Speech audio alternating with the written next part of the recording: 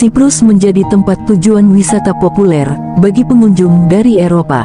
Sebabnya, Siprus disukai oleh pasangan yang berbulan madu dengan berbagai alasan. Salah satunya satu mitologi, bahwa negara ini terkenal dengan kisah legendaris Afrodite, dewi cinta Yunani kuno. Negeri ini pun terkenal oleh karena wanita cantik dan seksi. Ditengarai bahwa perempuan Siprus sangat terpengaruh oleh perubahan pasca Perang Dunia II. Sebab mereka memperoleh akses yang lebih luas terhadap pendidikan dan peningkatan partisipasi dalam angkatan kerja nasional. Menariknya adalah, perempuan Siprus membuat kemajuan besar dalam masyarakat mereka. Tidak hanya itu saja, bukan saja dalam hal pendidikan dan tempat kerja, namun juga lebih banyak perempuan yang mulai menduduki jabatan politik. Sebagaimana ulasan World Population Review, rupanya pada tahun 2014, populasi di Siprus adalah 1.153.058 jiwa. Dengan jumlah itu, sekurang-kurangnya perempuan merupakan 48,944% dari total populasi di Siprus. Bahkan, sekira awal tahun 1990-an, perempuan Siprus tetap saja terengkuh dan dibebani dengan harapan untuk menjaga kehormatan keluarga. Demikian bukan tanpa sebab, namun diikat oleh nilai luhur budaya.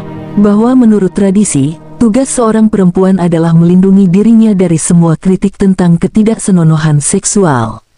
Sebagaimana hasil studi yang dilakukan di sebuah komunitas pertanian, pada pertengahan tahun 1970-an, terungkap bahwa perempuan masih diharapkan untuk menghindari kontak sosial dengan laki-laki yang dapat ditafsirkan memiliki konteks seksual. Tidak itu saja, serengkuh keinginan yang diungkapkan untuk ditemani laki-laki, hal itu dianggap mencerminkan buruknya kehormatan seorang perempuan. Bahkan, sebuah keperawanan dianggap oleh banyak penduduk desa, baik laki-laki maupun perempuan, sebagai prasyarat untuk menikah. Laiknya sebuah nilai kebenaran, rupanya kehormatan sebuah keluarga, yaitu rasa martabat anggota laki-lakinya, dan bergantung pada kesopanan seksual dan kebajikan para perempuannya.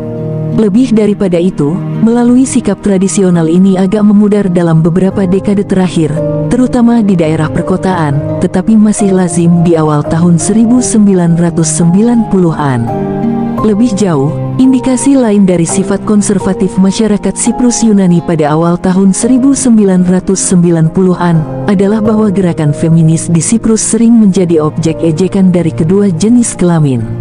Meskipun demikian tadi, sehubungan dengan meningkatnya kemandirian ekonomi perempuan merupakan kekuatan untuk pembebasan di semua bagian populasi. Peran perempuan di Siprus telah berubah dan berubah selama bertahun-tahun. Kalau melihat ke belakang, di masa lalu, harapan utama perempuan Siprus adalah untuk menikah dan memiliki anak. Pendidikan mereka sedikit atau tidak ada dan banyak perempuan tidak bekerja di luar rumah mereka. Artinya bahwa, jikapun Anda bertanya kepada seorang perempuan di Siprus apakah peran sosialnya berbeda dari laki-laki, banyak dari mereka akan tidak setuju. Pada hari ini, banyak perempuan Siprus memiliki pekerjaan di luar rumah mereka dan menerima pendidikan tinggi. Meski demikian, perempuan masih terus melakukan pekerjaan rumah tangga yang dituntut dari kehidupan rumah tangga mereka. Sesuatu yang tidak berubah di Siprus adalah gagasan bahwa perempuan harus dilihat bukan didengar atau didengarkan daripada berbicara. Sebab sosialisasi gender, perempuan di Siprus dikenal menyimpan tujuan dan kesuksesan mereka untuk diri mereka sendiri. Maka dari itu, perempuan Siprus menikmati hak yang sama terhadap kesejahteraan sosial seperti laki-laki dalam hal-hal seperti pembayaran jaminan sosial, kompensasi pengangguran, waktu liburan, dan ketentuan sosial umum lainnya. Tak hanya itu, setelah tahun 1985 perempuan diuntungkan oleh Undang-Undang Perlindungan Khusus yang menyediakan tunjangan perkawinan dan cuti hamil yang membayar mereka 75% dari pendapatan mereka yang dapat diasuransikan. Namun begitu, sejumlah besar perempuan, termasuk pekerja mandiri dan pekerja keluarga yang tidak dibayar di pertanian, tidak tercakup oleh skema asuransi sosial. Lebih jauh, para perempuan ini merupakan 28% dari populasi perempuan yang aktif secara ekonomi. Bagaimana tidak, pada tahun 1985, Republik Siprus meratifikasi Konvensi Perserikatan Bangsa-Bangsa tentang penghapusan segala bentuk diskriminasi terhadap perempuan. Sekalipun perjanjian ini telah diratifikasi, hingga akhir tahun 1990 tidak ada undang-undang di Republik Siprus yang menjamin hak untuk mendapatkan upah yang sama untuk pekerjaan yang bernilai sama, maupun hak perempuan untuk mendapatkan kesempatan kerja yang sama. Lebih dari itu, menariknya, partisipasi perempuan Siprus dalam angkatan kerja terus meningkat. Pada tahun 1976, pangsa perempuan dalam angkatan kerja adalah 30% dan meningkat menjadi 37% pada tahun 1985. Saat ini, pangsa perempuan dalam angkatan kerja adalah 44%, 62,1% perempuan berusia 15-64 tahun aktif dalam angkatan kerja. Siprus telah lama memiliki tingkat partisipasi perempuan yang tinggi dalam angkatan kerja. Dalam periode tahun 1960 sampai 85, porsi perempuan dalam angkatan kerja hanya meningkat sedikit, dari 40,8% menjadi 42,2%. Namun, tempat perempuan bekerja berubah drastis. Porsi perempuan dalam angkatan kerja perkotaan meningkat dari 22% menjadi 41%, sementara porsi mereka dalam angkatan kerja pedesaan turun dari 51% menjadi 44,4%. Penurunan di daerah pedesaan berasal dari pergeseran keseluruhan dari pekerjaan pertanian, di mana kontribusi perempuan selalu penting, ke pekerjaan di bidang perkotaan.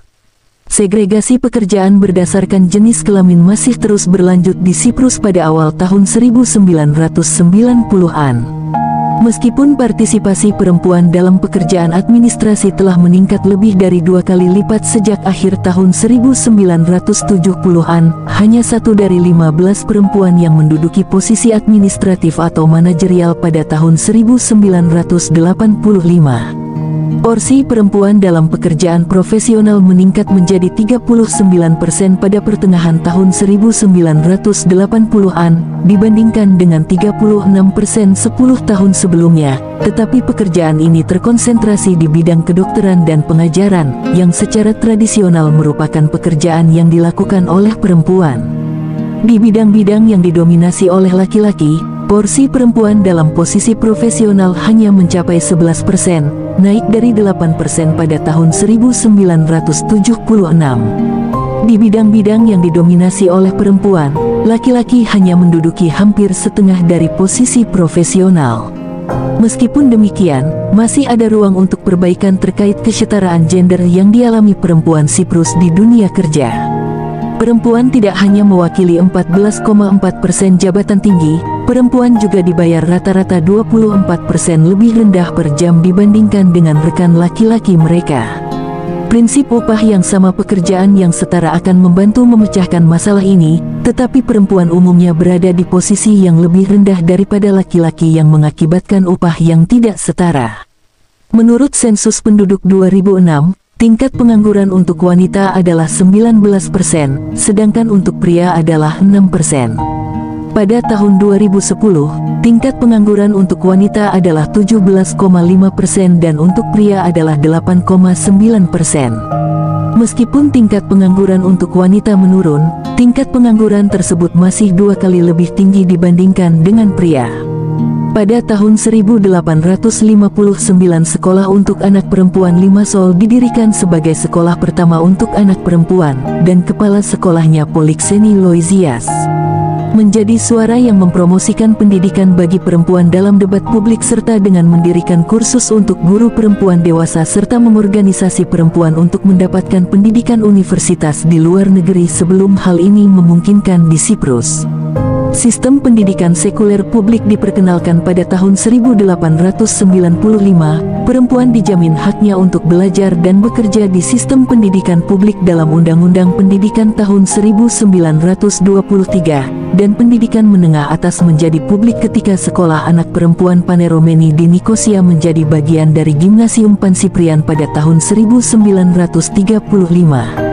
Pada awal abad ke-20, proporsi anak perempuan dan anak laki-laki yang terdaftar di pendidikan dasar adalah 1:3. Pada tahun 1943, Sekitar 80% anak perempuan Siprus bersekolah di sekolah dasar. Ketika, pada tahun 1960, pendidikan dasar dijadikan wajib, kedua jenis kelamin tersebut sama-sama terdaftar.